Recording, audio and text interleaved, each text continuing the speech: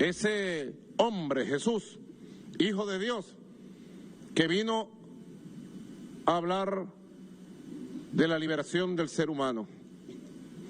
El Jesús liberador de la opresión. El Jesús redentor de los pueblos. El Jesús que jamás aprobaría una guerra para robarle las riquezas a un pueblo. Yo siempre le digo a mis hermanos cristianos y católicos, ¿ustedes se imaginan a nuestro Señor Jesucristo que estuviera físicamente aquí con nosotros? ¿Aprobaría bombardeos, el asesinato de los niños en Gaza? ¿Aprobaría amenazas militares ante un pueblo cristiano como el venezolano? ¿Aprobaría el uso de la fuerza o la amenaza del uso de la fuerza? Es lo más contrario a Cristo. Las palabras entonces del dictador, insisto, poniéndose en boca de Jesús, sigue de alguna manera con su fiesta, con su desafío abierto contra Estados Unidos. Él en sí mismo es difícil que él decida irse. Ahora, que puede haber gente que intente presentar su salida porque busque de alguna forma que esto sirva para disuadir a Trump de ir hasta el final por la caída del régimen, bueno, puede ser. Es una muestra de debilidad, ojo, es una muestra de debilidad y probablemente a Trump, a Marco Rubio le dé la garantía de que están yendo por el camino correcto y que por esta presión máxima el régimen tal vez puede terminar cayendo. Veremos. Todo esto, insisto, ante la perspectiva de que Estados Unidos se negaba a realizar un ataque directo contra el régimen venezolano. Lo que pasa es que esta noticia coincide con una declaración absolutamente sorpresiva que hacía Donald Trump el viernes por la noche, que durante casi 48 horas pasó desapercibida porque se la dio a una radio menor y que hablaba de un primer ataque terrestre de Estados Unidos contra un blanco del narcotráfico en territorio venezolano. Así como lo escúchalo de boca del propio Trump. Wrong with them. But every time I knock out a boat, we save 25,000 American lives. It's very simple. And what's happening is they're having a hard time employment-wise. They can't get anybody. And we just knocked out, I don't know if you read or you saw, they have a big plant or a big facility where they send where the ships come from. 2 nights ago, we knocked that out. So we hit them very hard. But drugs are down over 97%. Can you believe it?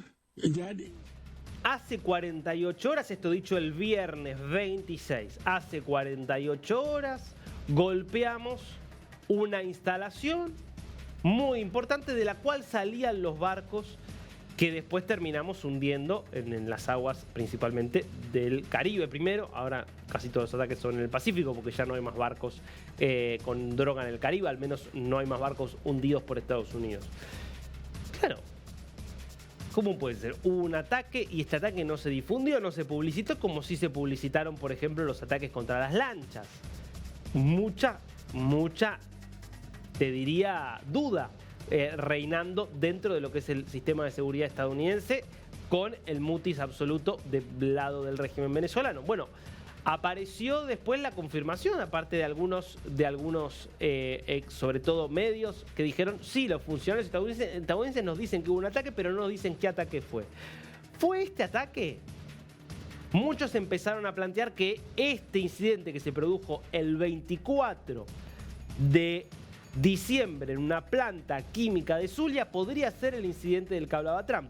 Fíjate lo que publica Ian Bremmer, uno de los consultores de seguridad y geopolítica más prestigiosos del mundo. El ataque, ¿es el ataque de Estados Unidos sobre Venezuela al cual se refirió Trump en su entrevista? Si es así, sería una operación encubierta. Los tiempos encajan. Y cita Ian Bremmer a esto que publica El Martillo. Venezuela, sucesos, una nueva gran explosión se reportó desde la zona industrial del municipio San Francisco, estado de Zulia, la madrugada de este 24 de diciembre. Trump dijo hace 48 horas, pero lo dijo el viernes 26. Podría ser, a ver, veamos lo que fue esta explosión y te cuento un poquito más acerca cerquitica de NASA. De si no logran apagar este lugar. rápido.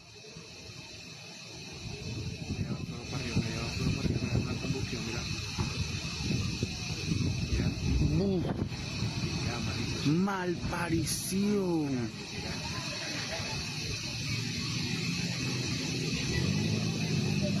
Para ustedes reportando, Diego informa y Gerardo Decora presente en el lugar de los hechos. Fondo de NASA.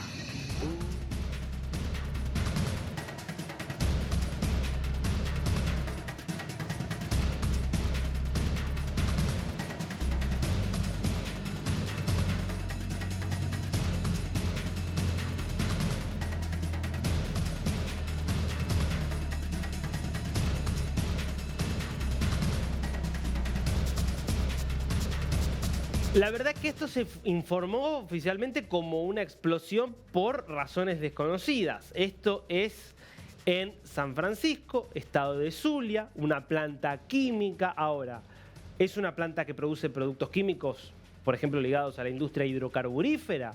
¿O en realidad se producía drogas? ¿O en realidad no era que se producía directamente drogas, sino que estaba vinculado al negocio del narcotráfico y desde allí, por ejemplo, se producían cuestiones ligadas directamente a toda la maquinaria que saca droga desde el Caribe hacia Estados Unidos, hacia Europa? La verdad es que no lo sabemos, pero por lo pronto está ahí la duda. Veamos la ubicación en el mapa de esta planta química.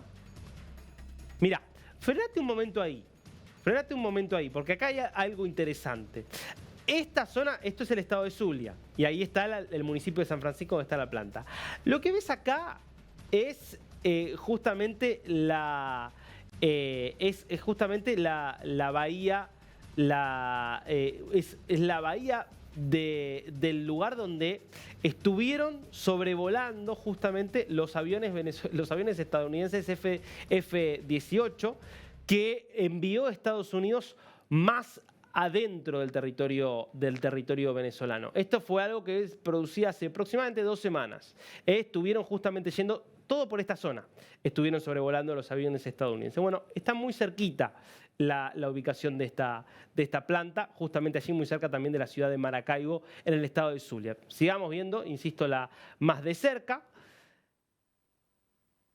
Porque aparte lo que vas a ver es que esto también es el estado de Zulia, y ahí ves exactamente la ubicación precisa de dónde estaba esta instalación que terminó volando por el aire. Insisto, por ahora sin una explicación oficial. Y como hipótesis se podría ser que tal vez fue un ataque estadounidense. Ahora, si fue un ataque, queda claro, y es lo que decía Ian Bremmer.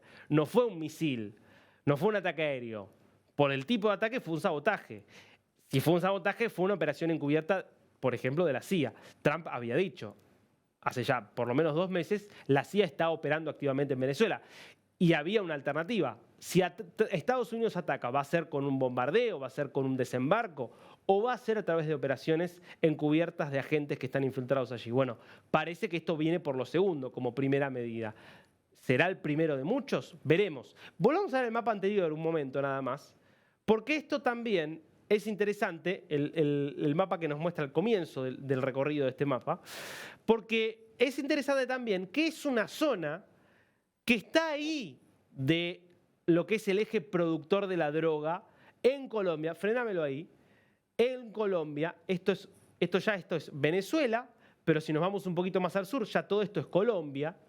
Y acá está el estado de Apure, que es el estado donde tiene mucha presencia el Ejército de Liberación Nacional. Y quiero mostrarte un informe que hizo Insight Crime, que es una de las organizaciones investigadoras que hacen, la verdad, investigación sobre temas de crimen organizado en América Latina desde hace muchos años, que primero viene hablando de cómo Venezuela se convirtió en una plataforma para el narcotráfico por decisión del régimen, por la conformación del cartel de los Soles y por su vínculo con carteles colombianos. Bueno, justamente por allí un poquito más hacia el norte tenías esa bahía que veíamos antes. Esto es territorio venezolano, justamente el estado, insisto, de Apure, pero todo esto es presencia del Ejército de Liberación Nacional. ¿Y qué es lo que vemos? Bueno, municipios de este estado, insisto, muy cerquita de Zulia y donde estaba esa planta, donde el Ejército de Liberación Nacional se dedica al tráfico de drogas, a la extorsión, al lavado de dinero, con complicidad abierta con el régimen de Nicolás Maduro. Acá podemos verlo, digamos, en el mapa más general, que es allí muy cerquita. Veamos la infografía que hacen los investigadores de Inside Crime, mostrando cómo hay un sistema de gobernanza criminal donde el ELN actúa en esta frontera porosa entre Colombia y Venezuela y, por un lado, actúa como una autoridad de facto en varios territorios, regulando la vida social de las comunidades y ejerciendo los roles estatales como la administración de justicia, la provisión de servicios, entre otros. Esto no solo en territorio colombiano, también en territorio venezolano. Cómo sostiene relaciones de cooperación y coordinación con funcionarios públicos y fuerzas de seguridad con el fin de asegurar impunidad, protección y acceso a recursos estatales. Esto, por un lado, le da capital territorial a través de un férreo control territorial. El ELN impide el ingreso de grupos criminales rivales, regula la comunidad, la movilidad de las comunidades y se establece como la principal autoridad militar. Y esto, obviamente, le da capital económico. El ELN administra el funcionamiento de economías criminales, recibe ingresos de mercados formales e informales y regula un sistema de impuestos paralelos a los estatales. Esto es importante, ¿sabés por qué? Además, porque hay dos organizaciones que fueron identificadas por Estados Unidos en estos más de 20 ataques contra embarcaciones de la droga realizados en el Caribe y en el Pacífico. En general, los mensajes que publica el Comando Sur hablan de ataques contra organizaciones terroristas designadas. No especifica qué organizaciones. Solo dos organizaciones fueron identificadas. Una, el Tren de Aragua, que sabemos que es uno de los brazos del régimen de Nicolás Maduro.